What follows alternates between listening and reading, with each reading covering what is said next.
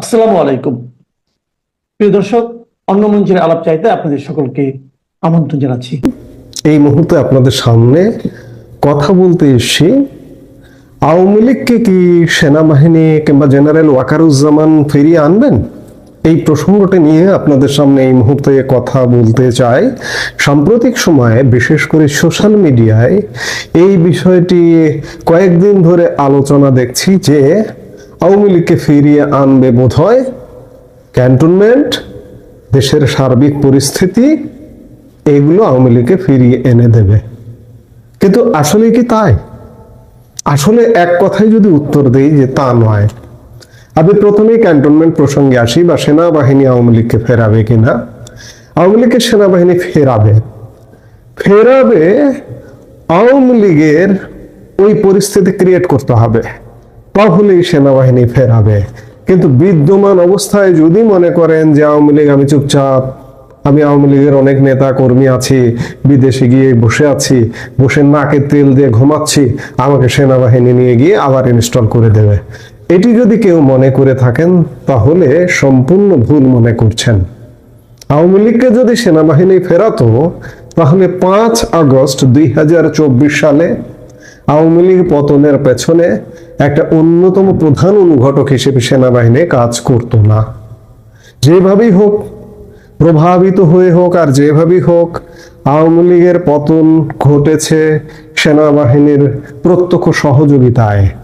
আমি আগে অসংখ্য কন্টেন্টে বলেছি যে সেনাবাহিনী যদি চাইতো 5 আগস্ট 2024 রাজধানী ঢাকায় আকাশে একটি পাখি পর্যন্ত ঢুকতে পারতো না। সেই জায়গায় পাখি ঢুকেছে, মানুষ ঢুকেছে, বিপ্লব হয়েছে, হত্যাকাণ্ড হয়েছে। এমনকি সেই সময়ের প্রধানমন্ত্রী শেখ হাসিনা হত্যাকাণ্ডের শিকার হতে হতে অলৌকিকভাবে তিনি বেঁচে গেছেন। তিনি যদি দ্রুত বিমানযোগে পার হয়ে না যেতে পারতেন তাহলে কি অবস্থা হতো আজকে একটু ভাবলেও মানুষের গা শিউরে ওঠার কথা। এতদিন হয়তো তার প্রথম মৃত্যুবার্ষিকী আমরা পালন করে ফেলতাম। কিন্তু আল্লাহ একজন আছেন, আল্লাহ ঐশ্বরিকভাবে, অলৌকিকভাবে সেই সময়ের প্রধানমন্ত্রী শেখ হাসিনাকে বাঁচিয়ে দিয়েছেন।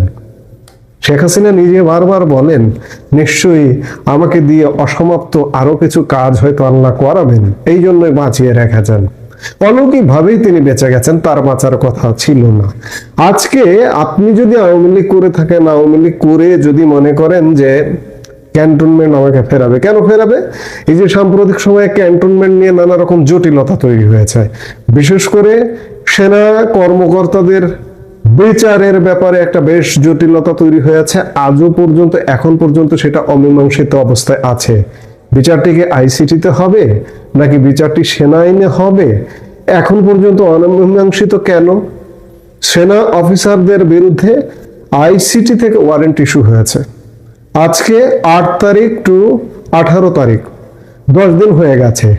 আর ঠিক 4 দিন পরে আইসিটি ট্রাইব্যুনালে ওয়ারেন্টভুক্ত অফিসারদের হাজির করতে হবে। এটা কিভাবে হাজির হবে? সেনাবাহিনী হাজির করবে। যদিও আমরা একটা খবর পেয়েছি যে সেনাবাহিনী তাদেরকে কোর্টে নিয়ে যাবে, কোর্ট থেকে আবার ক্যান্টনমেন্টে নিয়ে যাবে, এবং তাদেরকে ক্যান্টনমেন্টে একটি বিশেষ জেলখানায় রাখা হবে, বিশেষ জেলখানা হিসেবে ঘোষণা দেওয়া হয়েছে। কিন্তু প্রথমত তাদেরকে আইসিটি আইনে তাদেরকে পুলিশ গ্রেপ্তার করতে হবে। কিন্তু আজকে 10 দিন পেরিয়ে গেল, পুলিশ গ্রেপ্তার করেনি। শেষ পর্যন্ত এটি কি হবে সেটি বিষয়। পুলিশ গ্রেপ্তার করে আদালত যদি বলে যে ক্যান্টনমেন্টে যে সাব জেলটা ঘোষণা করা হয়েছে সেই সাব জেলে এই সেনা কর্মকর্তারা থাকবে, তাহলেই সম্ভব। কিন্তু আর কয়েকদিন থাকা সত্ত্বেও পুলিশের গ্রেপ্তারি আমরা এখন পর্যন্ত দেখিনি। আমি এই ঘটনা হবার সাথে সাথেই বলেছিলাম, এদেরকে গ্রেপ্তার করবে কে? পুলিশ। পুলিশকেই তো পাহারা দিয়ে রাখে সেনাবাহিনী, সেই পুলিশ কিভাবে গ্রেপ্তার করবে? আমরা 22 তারিখ পর্যন্ত এটি দেখব যে আসলে সেনাবাহিনীকে পুলিশ গ্রেপ্তার করে আদালতে হাজির করছে কি না। যাই হোক, এই যে পরিস্থিতি, এই জটিল পরিস্থিতির কারণে আওয়ামী লীগের লোকজন হয়তো মনে করছেন যে ক্যান্টনমেন্ট উত্তপ্ত হলে আমরা ফিরে আসবো, কিংবা এই যে গতকালকে জুলাই সনদ ঘোষিত হয়েছে, জুলাই সনদ স্বাক্ষরিত হয়েছে, অসম্পূর্ণ। বাংলাদেশের বলা যায় 80% মানুষকে বাদ রেখে স্বাক্ষর হয়েছে। 25টা দল, এর মধ্যে বিএনপি আছে, জামাত আছে, এছাড়া বাকি 23টা দল যে স্বাক্ষর করেছে, একজনের বেশি, এই দলের প্রধানদের একজনের বেশি হয়তো নামও জানেন না আপনারা, তেমন 23টা দল স্বাক্ষর করেছে। এবং এটি নিয়ে ব্যাপক জটিলতা, গতকাল মারামারি, সংঘর্ষ, এবং সংঘর্ষের পরে এই যে জুলাই অগাস্টের যে সহিংসতা বা আন্দোলনের যে প্রধান অংশীজন যারা ছাত্ররা, সেই অংশীজন বা ছাত্ররা বা ছাত্রদের রাজনৈতিক দল গতকালকে জুলাই সনদ স্বাক্ষর অনুষ্ঠানে ছিল না, এবং জুলাই সনদ তারা স্বাক্ষরও করেনি। গতকাল দিনভর মারামারি হাঙ্গামার মধ্যেই জুলাই সনদ স্বাক্ষর হয়েছে। এবং আজকে এই যে জুলাই সনদ স্বাক্ষর বাধাগ্রস্ত করতে গতকালকে যারা আন্দোলনে নেমেছিল জুলাই যোদ্ধা ব্যানারে, তাদের শত শত মানুষের বিরুদ্ধে মামলা করেছে পুলিশ, একজনকে গ্রেপ্তার করেছে, এক বা একাধিক। আমি যে মুহূর্তে কন্টেন্টটা করছি ততক্ষণে জানি একজন, এতক্ষণ যখন প্রচার হচ্ছে তখন হয়তো আরো অ্যারেস্ট হতে পারে। অর্থাৎ সরকার এবং যারা জুলাইয়ের সাথে ছিল, আন্দোলনের সাথে ছিল, সহিংসতার সাথে ছিল, তারা এক প্রকার মুখোমুখি। এই পরিস্থিতিগুলো আবার ক্যান্টনমেন্টের পরিস্থিতিতে অনেকে মনে করছেন যে আমি নাকে তেল দিয়ে ঘুমাই, আমাকে ক্যান্টনমেন্ট কিংবা দেশের অরাজক পরিস্থিতি ফিরিয়ে আনবে। কিন্তু না ভাই, আপনি যদি যোগ্যতা অর্জন না করতে পারেন, আপনি রাজনৈতিক যোগ্যতা, কূটনৈতিক যোগ্যতা, এমনকি ক্যান্টনমেন্টে সেনাবাহিনীর মধ্যেও যদি প্রভাব বিস্তার করে নিজেদেরকে বের করে না আনতে পারেন, আপনাদের ফেরাবে না। কাজেই পরিস্থিতি অন্যদিকে যাবে এবং আপনাদের অনুপস্থিতিতে এই অনুপস্থিত জায়গা থাকবে না, চেয়ার ফাঁকা থাকে না, সেই চেয়ার ফিল আপ করে ফেলবে কেউ না কেউ। কাজেই আওয়ামী লীগের ব্যাপক তৎপরতা, দেশে বিদেশে সাংগঠনিক তৎপরতা লাগবে। এবং এটাও বলে রাখা ভালো যে অবশ্যই সেনাবাহিনীর সহযোগিতা লাগবে। সেনাবাহিনীর সহযোগিতায় আওয়ামী লীগ সরকারের যেমন পতন হয়েছে, ঠিক তেমনি আমাদের থার্ড ওয়ার্ল্ডের এই সব থার্ড ক্লাস কান্ট্রি একটা কিছু করতে হলে সেনাবাহিনীর সহযোগিতা লাগে। তো সেই জায়গা থেকে আওয়ামী লীগের ফিরতে হলে সহযোগিতা লাগবে, কিন্তু সহযোগিতাটা অর্জন করতে হবে, এই অর্জনটাই বড় কথা। কাজেই কেউ যদি মনে করেন যে আমি নাকে তেল দিয়ে বসে থাকছি, ক্যান্টনমেন্টে ফিরিয়ে দেবে, না। ক্যান্টনমেন্ট কি করছে? ক্যান্টনমেন্টের কাজ করবে, দেশের অরাজক পরিস্থিতির মতো কাজ করবে। কিন্তু আওয়ামী লীগ একটা স্বতন্ত্র রাজনৈতিক দল, স্বতন্ত্র একটা সত্তা, সেই স্বতন্ত্র সত্তার রাজনৈতিক দলের মেকানিজম নিয়েই ফিরতে হবে, দেশি বিদেশি কূটনৈতিক তৎপরতার মাধ্যমেই ফিরতে হবে। কাজেই আওয়ামী লীগ ফিরবার সেই প্রচেষ্টা নেবে, কারণ আওয়ামী লীগ ফেরাটা এই মুহূর্তে বাংলাদেশ বলছে, বাংলাদেশের মানুষ বলছে যে আওয়ামী লীগকে ফিরতে হবে। এই ফিরতে হলে কি করা দরকার? দেশি বিদেশি ব্যাপক তৎপরতা দরকার, সেই তৎপরতা অব্যাহত রাখতে হবে। আমরা সাম্প্রতিক সময়ে গত 8-10 দিন যাবৎ দেখছি যে আওয়ামী লীগের যে ঝটিকা মিছিল গুলো হতো, সেগুলো কিছুটা সীমিত হয়ে এসছে। কারণটা কি? এর কারণ কি ক্যান্টনমেন্টে অস্থিরতা? এর কারণ কি এই যে ইউনূস সরকারের সাথে ইউনূস সরকার পন্থী যারা ছিল তাদের মধ্যে বিবাদ করছে আমরা দেখি দর্শকের মতো, কিংবা ক্যান্টনমেন্টে অস্থিরতা চলছে আমরা দেখি, ওই পরিস্থিতিগুলো আমাদেরকে ফিরিয়ে আনবে না। আপনাদের কাজ আপনাদের করতে হবে, আপনাদের কার্যক্রম চালিয়ে যেতে হবে। এই পরিস্থিতিগুলো আপনাদের সহায়ক হবে। এই পরিস্থিতিগুলো, ক্যান্টনমেন্ট পরিস্থিতি আপনাদের জন্য মূল ভূমিকা নয়, কিংবা ডক্টর ইউনূসের সরকার পন্থী যারা তাদের মধ্যে গ্যাঞ্জাম লেগে যাওয়াটা আপনাদের জন্য ফেরানোর জন্য মূল ভূমিকায় অবতীর্ণ হবে না। মূল ভূমিকায় অবতীর্ণ হতে হবে আপনাদের নিজেদেরকেই। নিজের আলোয় জ্বলে উঠতে হবে, চাঁদ হলে হবে না, সূর্য হতে হবে। চাঁদের নিজস্ব কোনো আলো নেই, সূর্যের আলো আছে। কাজে আপনার সূর্যের আলোর বিকিরণ ঘটাতে হবে, আর যেখানে স্বাভাবিক আলো দিয়ে আলোকিত করতে হবে সেখানে আলোকিত করতে হবে। সেটাই আওয়ামী লীগের একমাত্র পথ এবং পন্থা হওয়া উচিত আওয়ামী লীগ ফিরে আসার এবং বাংলাদেশের স্বাভাবিক রাজনীতি তৈরি হওয়ার। সারা দেশ তোলপাড় সংস্কার আর জুলাই সনদ নিয়ে। এরই মধ্যে ভারতীয় মিলিটারি ইন্টেলিজেন্স বা সামরিক গোয়েন্দাদের একটি উচ্চ পর্যায়ের টিম বাংলাদেশ সফর করে গিয়েছে। দুই দেশের সামরিক বাহিনীর মধ্যে এমন বৈঠক নিয়মিত ঘটনা হলেও পরিস্থিতির কারণে ভারতের এমআই টিমের এমন সফর বেশ তাৎপর্যপূর্ণ। বিশেষ করে সফরটি এমন এক সময় হয়েছে যখন ঢাকা ও দিল্লির সম্পর্কে গত 1 বছরেরও বেশি সময় ধরে চলছে টানাপোড়েন। আবার এর ঠিক পরপরই বাংলাদেশের সেনাপ্রধান জেনারেল ওয়াকারুজ্জামান অনির্ধারিত সফরে দেখতে গিয়েছেন বাংলাদেশ ভারতের সীমান্তবর্তী লালমনিরহাট এবং ঠাকুরগাঁয়ের দ্বিতীয় বিশ্বযুদ্ধকালীন পরিত্যক্ত বিমান ঘাঁটি। এই বিমান ঘাঁটিগুলো ভারতের চিকেন নেকের সাথে একেবারে লাগোয়া।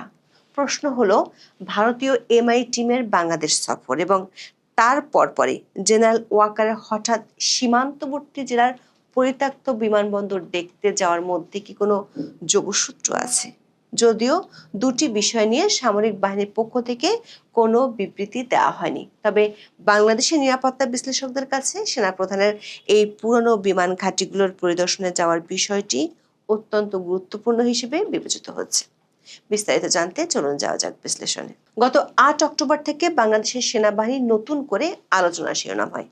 আন্তর্জাতিক অপরাধ ট্রাইব্যুনাল 3টি মামলায় বর্তমান ও সাবেক মিলিয়ে 25 জন সেনা কর্মকর্তার বিরুদ্ধে গ্রেপ্তারি পরোয়ানা জারি করে। সেনা সদরের পক্ষ থেকে জানানো হয়, এর মধ্যে কর্মরত 15 জন সেনা কর্মকর্তাকে সেনা আইন অনুযায়ী সদর দপ্তরে সংযুক্ত করা হয়েছে। এরপর আইসিটির প্রসিকিউশন টিমের পক্ষ থেকে নানা বক্তব্য দেওয়া হলেও সেনাবাহিনীর পক্ষ থেকে আর কিছুই বলা হয়নি। তবে স্বরাষ্ট্র মন্ত্রণালয়ের পক্ষ থেকে জানানো হয়, ঢাকা সেনানিবাসের একটি ভবনকে বিশেষ কারাগার হিসেবে সরকার ঘোষণা করেছে। গণমাধ্যম, বিশেষ করে সামাজিক মাধ্যমে বিষয়টি নিয়ে নানা ধরনের আলোচনা হচ্ছিল। প্রসিকিউশনের মতকে সমর্থন করে এমন পক্ষের দাবি হলো 15 সেনা কর্মকর্তাকে সিভিল প্রশাসন বা পুলিশের কাছে হস্তান্তর করা। অন্য পক্ষটির বক্তব্য হলো, ফৌজদারি বিচারের দর্শন হলো অভিযোগ প্রমাণ না হওয়া পর্যন্ত কাউকে দোষী সাব্যস্ত করা যায় না, কিন্তু আইনের সংশোধন করে অভিযোগ প্রমাণের আগেই চাকরিচ্যুত করার অর্থ হলো প্রসিকিউশন বা তদন্ত দল নিজেই বিচারক হয়ে যাওয়া। এই ইস্যুতে যে সরকার এবং সেনাবাহিনীর মধ্যে দূরত্ব তৈরি হয়েছে, সেটিও এক ধরনের ওপেন সিক্রেটের বিষয় হয়ে যায়। বিশেষ করে জাতীয় ঐক্যমত্য কমিশনের বৈঠকে বিএনপির স্থায়ী কমিটির সদস্য সালাউদ্দিন আহমেদ প্রতিরক্ষা বাহিনীর সাথে অধ্যাপক ইউনূসের দূরত্বের কথাটি তুলে ধরেন।